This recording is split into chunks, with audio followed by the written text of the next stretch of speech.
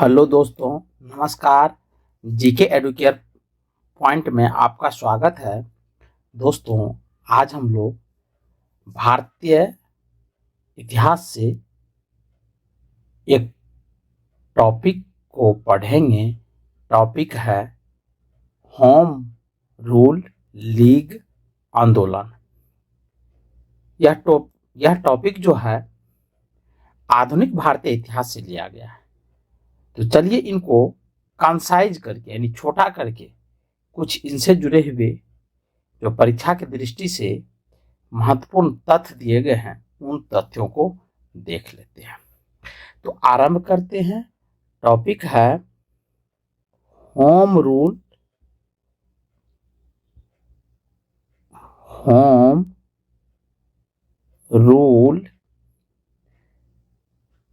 League आंदोलन।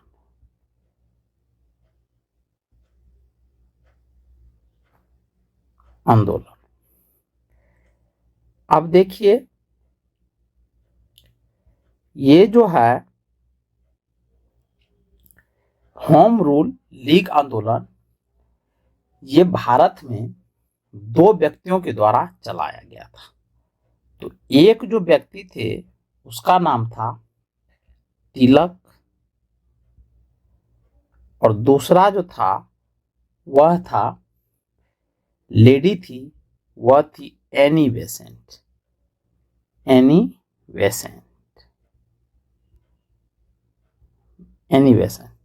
तो ये दोनों लोगों के द्वारा चलाया गया था। अब देखिए, तिलक की जो होम रूल थी इसकी स्थापना जो किया गया था, तिलक ने जो इसका स्थापना किया था, ये किया था अप्रैल के महीने में, अप्रैल 1916 में किया था। जबकि एनी बेसेंट की जो होम रूल लीग थी इसकी स्थापना वह सितंबर 1916 में किया था। और ये बातें जानना इसलिए आवश्यक है कि पूछ लिया जाता है कि एनी बेसेंट के द्वारा होम रूल लीग की स्थापना कब की गई थी या तिलक की कब की थी। इसलिए एग्जैक्ट डेट याद रखना आवश्यक है। अब देखिए, तिलक का जो प्रचार का माध्यम था, होम रूल लीग के जो प्रचार का माध्यम था, वो क्या था, इसलिए इसने क्या किया था, दो समाचार पत्र निकाले थे। एक तो निकाला था इसने मराठा तिलक ने, और दूसरा था इनकी केसरी। ये दोनों के माध्यम से इसने होम रूल लीग का प्रचार किया था। और तिलक के होम रूल लीग के जो प्रथम अध्यक्ष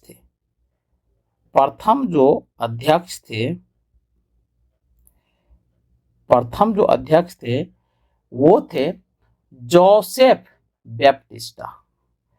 नाम याद रखेंगे, जोसेफ बैप्टिस्टा।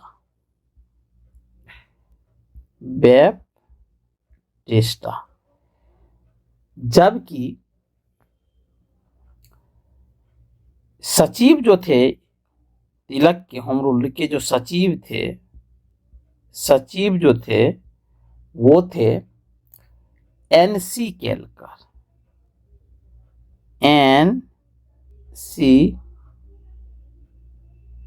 केलकर, याद रखेंगे। और इनका जो कार्य क्षेत्र था, यानी तिलक के होम रूल लीग का जो कार्य क्षेत्र था, यानी कहाँ पर ये ज्यादा फैला प्रभावी रहा, तो ये खास करके कर्नाटक, उसके बाद महाराष्ट्र, उसके बाद बंबई को छोड़ दिया जाए, बंबई को छोड़ करके मध्य प्रांत और बरार में था। मध्य प्रांत एवं बरार में काफी लोकप्रिय रहा था। अब चलिए विसेंट के जो होम रूल लीग थे उनके बारे में देख लेते हैं। तो शुरू किया गया था होम रूल लीग आंदोलन एनी विसेंट के द्वारा भी सितंबर 1916 में। इनके जो प्रचार के माध्यम थे, इनके जो प्रचार के जो माध्यम थे, तो प्रचार के माध्यम थे, इसके लिए इसने एक पत्रिका निकाली थी। उस पत्रिका का नाम था कॉमनवेल्थ।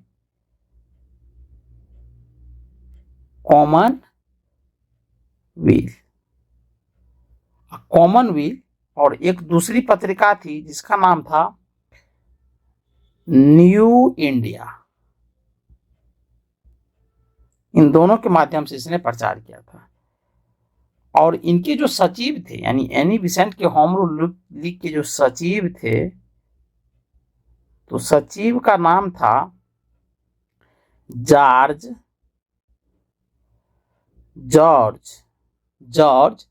अरुणडेल।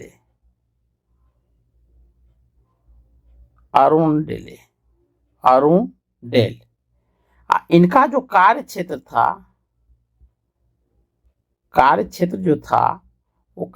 था, जिस क्षेत्र में तिलक का होम रूल लोकप्रिय था, उन क्षेत्रों को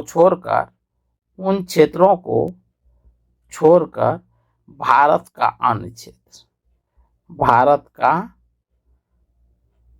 अन्य क्षेत्र, ये इनके कार्य क्षेत्र थे। यानी इन क्षेत्रों में इसका होम रूल लीग आंदोलन काफी लोकप्रिय रहा। आगे बढ़ते हैं। अब देखिए कुछ महत्वपूर्ण तथ्य जो है, उन तथ्यों को देख लेते हैं। भारत में होम रूल लीग आंदोलन को सर्वप्रथम जो प्रारंभ किया था, याद रखेंगे, बहुत इंपॉर्टेंट है।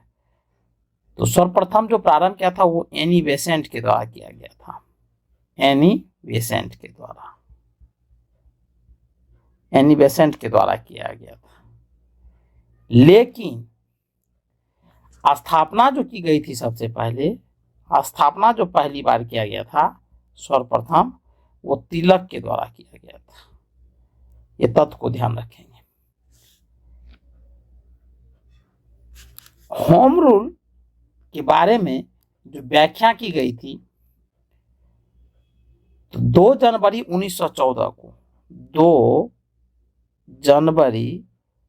1914 ईस्वी को एनी बेसेंट की एक पत्रिका थी जिसका नाम था कॉमनवेल्थ। और इसी पत्रिका में उसने होम रूल आंदोलन की व्याख्या की थी। तो ये ध्यान रखेंगे। प्रथम विश्व युद्ध जब होता है, फर्स्ट वर्ल्ड वॉर, यानी प्रथम विश्व युद्ध के समय होम रूल आंदोलन काफी लोकप्रिय रहा। भारत में यानी होम रूल एजिटेशन काफी लोकप्रिय रहा। एक तथ्य याद रखेंगे, फेबियन आंदोलन के जो प्रस्तावक थे, फेबियन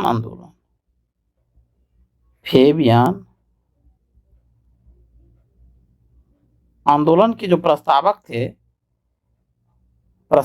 थे वो एनी बेसेंट ही थी।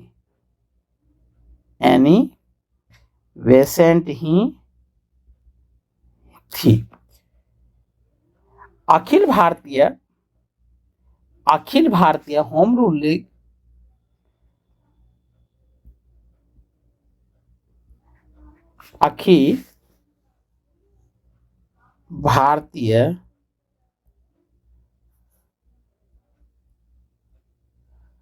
Home rule league Akhil Bharatiya home rule league की अध्यक्षता, यानी कहिए कि Akhil Bharatiya home rule league की अध्यक्ष जब गांधी जी को बनाया जाता है, वो चुन लिए जाते हैं, निर्वाचित होते हैं, और ये होता है 1920 में। तो गांधी जी ने क्या किया, Akhil Bharatiya home rule league का नाम बदल करके स्वराज सभा रख दिया, स्वराज्य सभा रख दिया था।